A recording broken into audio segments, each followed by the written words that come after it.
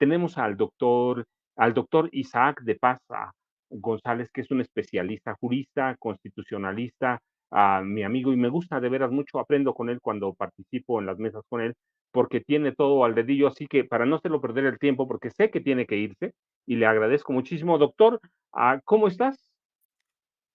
Muy bien, estimado Paco, muy bien. Aquí, querida audiencia de Sin Censura. Buena tarde ya por Doctor, acá. ya tardes, doctor. Antes de que, mira, en la prisísima, ya ni te pregunto más cómo estás. Sé que te veo, sé que estás bien, te escucho la voz y digo, el doctor está muy bien. Tenemos una huelga, bueno, no huelga porque no pueden, jueces y magistrados no pueden ir a huelga, pero tenemos un paro muy loco. Yo le platicaba a la audiencia, tenemos un paro muy loco de trabajadores del Poder Judicial al que se sumaron el primer minuto de este miércoles, jueces y magistrados. La Suprema Corte todavía está en veremos. Hoy tienen la segunda sesión para ver qué van a hacer, pero ¿qué es este paro? ¿Qué significa? Yo a veces les digo, cuando yo voy con un juez o tengo un problema, les digo, puede pasar esto, me dicen, bueno, cuando pase, está en un supuesto y los supuestos no existen, pero hoy tenemos un paro de un supuesto que puede afectar, porque puede afectar los derechos laborales. ¿Qué representa este paro, doctor? Bueno, representa, en primer lugar, Paco, ojo lo que voy a decir, y lo digo con mucha responsabilidad, representa la falta de fundamento jurídico, de motivos realmente concretos para rechazar la reforma judicial. No hay fundamento legal del paro. Es un paro, como ellos dicen. En todo caso, en el derecho laboral existe la huelga, el derecho de un grupo de trabajadoras, trabajadores, de irse a huelga porque el patrón pues incumple las condiciones pactadas en el contrato colectivo. En este caso, pues no pueden irse a huelga porque pues el patrón es el Consejo de la Judicatura y no se les ha dejado de pagar, nadie los está obligando a trabajar más, no se les están cambiando las condiciones de trabajo. O sea, como tú bien lo dices, no hay ningún motivo. En este caso, es una discusión parlamentaria del proceso legislativo, lo que en su llegado el momento pudiera, según su apreciación subjetiva, pudiera afectarles en sus derechos. Pero la realidad, y con esto también quiero puntualizarlo, y lo digo con todo el conocimiento del dictamen, de la propuesta, de las discusiones actuales en el Congreso, no se les están afectando los derechos laborales, los derechos adquiridos, las expectativas que tienen ellos legalmente. La reforma judicial no finiquita al poder judicial, no finiquita la carrera judicial. No es cierto que va a ser por sorteos, no es cierto que se acaba el poder judicial, no es cierto que los van a correr a todos. O sea, y lo digo ¿Verdad? porque he escuchado estas posturas de colegas, abogadas, abogados del poder judicial. No, nos van a correr a todos. No es cierto, no sé cómo, no entiendo cómo abogadas, abogados, cuyo trabajo como abogado, Paco, lo primero que tienes que tener es el motivo para quejarte de algo. Y luego de que tienes un motivo, tienes que encontrar el fundamento legal para quejarte realmente ante una autoridad. Es decir, tiene que haber un fundamento legal y una motivación.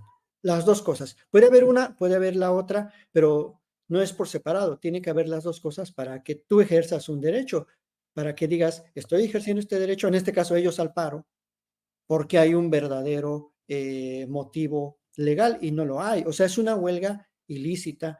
Por eso incluso, Toño, y también esto hay que remarcarlo porque no lo van a ver en ningún medio, hay también al interior del Poder Judicial una división.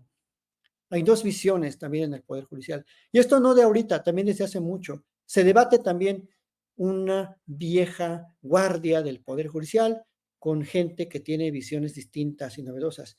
En los propios juzgados federales, la Asociación de Magistrados no fue un consenso pleno. Hay jueces, hay magistrados que yo conozco y que no están de acuerdo con el paro, que pues a lo mejor están dejando que la gente tome sus decisiones, pero no hay fundamento legal. El desplegado que yo ayer vi de una asociación de jueces no tiene ningún, no comienza como debe comenzar. toda decisión judicial, con el derecho.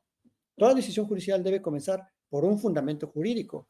Y en este caso, el paro, por eso le llaman así, porque simplemente es un paro de labores convocado fuera del marco jurídico. Están argumentando por ahí, queriendo decir, estamos defendiendo el derecho de acceso a la justicia. No es cierto. Con el paro hasta lo trastocan, porque dejan de trabajar, los expedientes no caminan. Alguien que tiene un juicio civil federal, pues ni modo, señor, espérese hasta a ver cuándo, porque además ni siquiera están estableciendo cuándo se van a reintegrar. Y lo más importante, querido Paco, querida audiencia, es algo que todo mundo está perdiendo de vista. O sea, todo el mundo que se opone a la reforma, todo el mundo que se opone a la reforma, pierde de vista que esta reforma constitucional está siendo impulsada por el poder constituyente. Y el poder constituyente originario es el pueblo, y ya plasmó el pueblo su voluntad. El pueblo soberano, el soberano que es el pueblo, ya plasmó su voluntad. Y ellos, al querer rechazar la reforma, están rechazando la capacidad del pueblo de darse sus propias leyes y su propia forma de gobierno. Si el pueblo quiere elegir a sus jueces, el pueblo manda.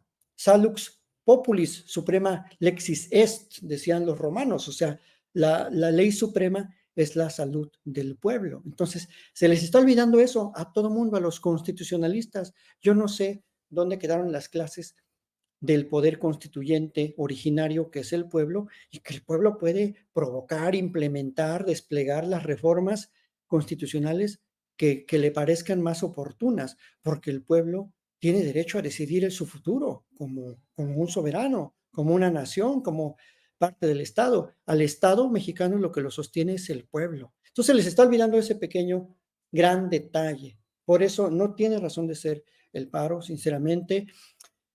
No se les está quitando ningún derecho, ninguna prestación a los trabajadores, a las trabajadoras del Poder Judicial, ni un centavo de su sueldo les han descontado. La reforma va enfocada en titulares, judicaturas, magistrados, Suprema Corte, y en reglas claras que ya están en la Constitución. Tampoco se está inventando nada nuevo. Entonces, eso es mi opinión que yo tengo al respecto.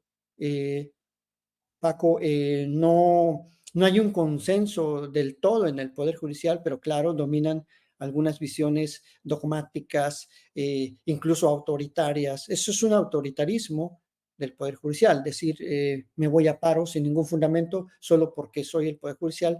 Híjole, creo que se están olvidando de lo más importante, que es atender el sentido de la voluntad popular.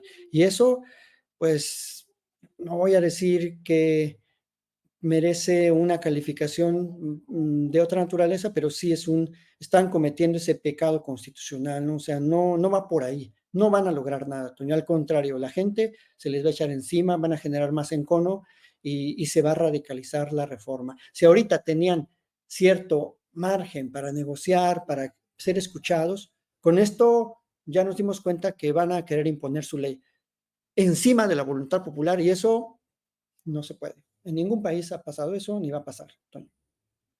Doctor, te hago una pregunta rapidísima. Sé que tienes prisa, sé que te tienes que ir, pero una rapidísima. Tú le cortas a donde tú me digas cuando tengas que irte, pero hay una. Dime si eventualmente se prolonga un paro loco, ¿puede el poder constituyente tomar medidas de urgencia para dar el servicio de administración de justicia de este país? Sí puede. O sea, el Poder Legislativo, pienso que no va a pasar, que van a entrar en razón, porque ya estaríamos ante un escenario caótico, convulsivo, llamado crisis constitucional. La crisis constitucional es cuando uno de los poderes, en este caso el judicial, anuncia el incumplimiento de la Constitución. Repito, es una crisis constitucional porque el Poder Judicial anuncia el incumplimiento de la Constitución. ¿Qué quiere decir esto? Que no va a impartir justicia, que se va a ir a paro. Entonces, claro, tiene que haber un mecanismo de respuesta. El Estado tiene sus propios mecanismos de respuesta y tendría que ser, pues bueno, pues no sé si buscar la sustitución paulatina o inmediata. No me quiero atrever a decir a que se disuelva entonces la titularidad de los órganos jurisdiccionales y que se nombren jueces y juezas provisionales. Yo espero que entren en razón, que vean, que no lo vean personal, no es un asunto contra ellos, no es un asunto de la voluntad popular, que puede estar equivocada, yo siempre lo he dicho, posiblemente, a lo mejor nos estamos equivocando, pero tenemos derecho a equivocarnos, o sea, en la democracia es eso, el pueblo manda y si se equivoca vuelve a mandar, punto, o sea, no es personal, no es contra ellos, contra fulano, sutano, perengano, se les respeta su carrera judicial, se le está respetando. Yo lo más preocupante que veo es que ni siquiera están leyendo la iniciativa, que es una simple arrogancia de decir, ¿cómo yo, magistrado, voy a andar en la calle invitando a la gente que vote por mí? Pues ya lo aclaró ayer incluso la secretaria de la Gobernación pues casi clase que dio exposición ayer por la mañanera, que es un método democrático, que están abriendo al Poder Judicial a otras posibilidades de titularidades, que se está haciendo un poder más plural, que se está queriendo hacer más transparente, menos costoso, más eficiente. Y, y esto es una facultad que tiene el pueblo. O sea, yo no sé por qué piensan que solo los constitucionalistas, solo los especialistas, solo los doctores en derecho pueden opinar. O sea, el pueblo entonces no tiene derecho a darse sus propias normas. ¿Por qué quieren tratar a la gente como menores de edad? Como, ay, tú no sabes lo bueno que es para ti. Es que tú desconoces. Es que tú no sabes de derecho. Es que tú no entiendes. Pues el pueblo, claro que lo entiende. Lo entiende cuando va a un juzgado. Lo entiende cuando sufre una arbitrariedad. Lo entiende cuando se siente excluido de un sistema judicial. Lo entiende cuando ve que el poder favorece a los que más tienen dinero, a los que tienen palancas, a los que se arreglan con los jueces por debajo de la mesa. Pues claro que lo entiende, lo viven, lo padecen, ¿cómo no lo van a entender? Entonces, eso es lo que se le está olvidando a la mayoría de la élite jurídica, judicial, de la abogacía de este país, que está en contra de la reforma, que el pueblo tiene derecho a darse su forma de gobierno y eso incluye elegir directamente a los jueces de la Corte, a los jueces constitucionales y a los magistrados, juezas y jueces de este país. Punto. Fin del debate. Es el poder constituyente. Imagínate si en la revolución, en la constitución del 17, el constituyente de Querétaro hubiera hecho caso de los porfiristas, de los intelectuales de aquel tiempo, los científicos, no, pues nunca se hubiera hecho nada. O sea, esa es la capacidad que tiene el poder constituyente. Tiene que provocar un cambio, una ruptura con el pasado. Eso no lo digo solo yo, nos lo dice la historia, nos lo dicen los libros de derecho constitucional, nos lo dicen otras experiencias constitucionales. O sea, no es un invento mío. Yo que doy una clase ahí de derecho constitucional pues hace algunos años, pero hay que ver las experiencias constitucionales y hay que conocer que esto sí tiene un sustento, sí tiene un fundamento, la reforma, es el sentir popular. Entonces, vamos, o sea, démosle al pueblo lo que está pidiendo, porque además pues no es de que nos guste, es de que en la democracia así es, la mayoría ya se expresó en las urnas, ya votó por un plan C, pues vamos a implementarlo, con los riesgos que eso implique.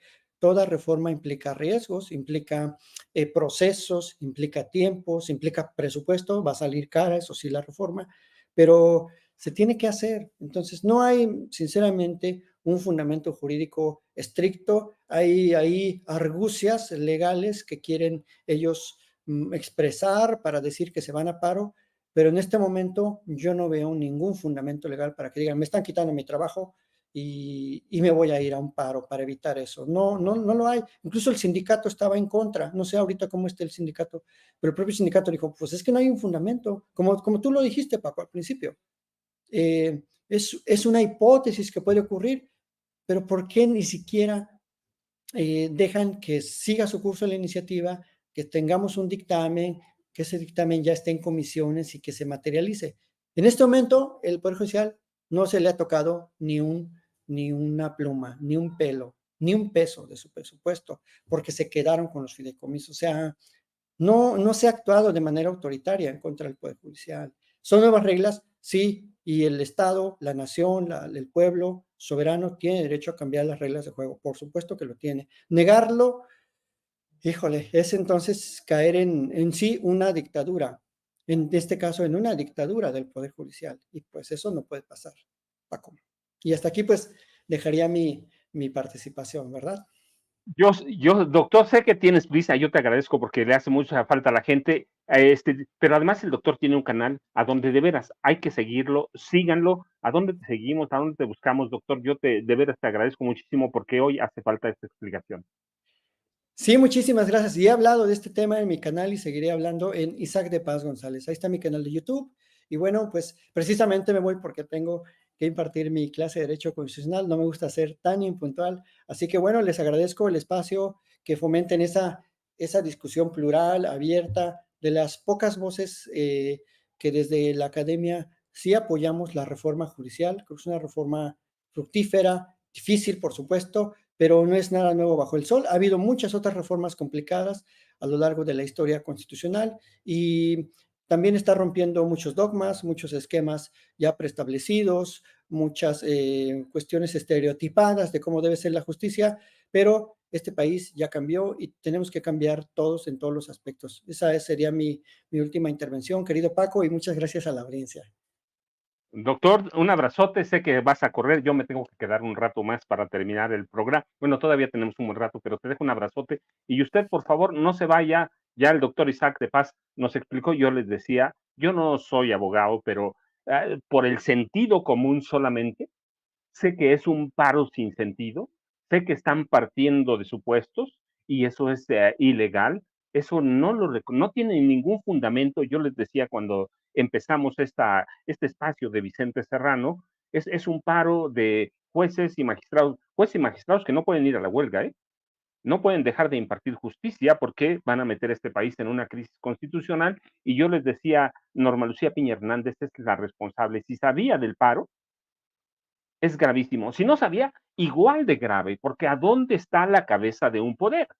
Y ella es la cabeza de ese poder. Hoy todavía está en la Suprema Corte, hoy van a tener todavía otra sesión para ver qué van a hacer. Ya le estalló un paro loco, ya se sumaron los jueces y magistrados, hay 55,000 empleados del Poder Judicial, de un Poder Judicial que nadie respeta, que verdaderamente solo ellos, los paristas y la oposición, tratan de defender lo indefendible. Yo les decía, el constituyente, que es el Congreso de la Unión, en sus dos cámaras, senadores y diputados, tiene el derecho y la potestad de tomar medidas emergentes si esto pasa a algo más. Y esas medidas emergentes, ¿qué son? Disolver el Poder Judicial.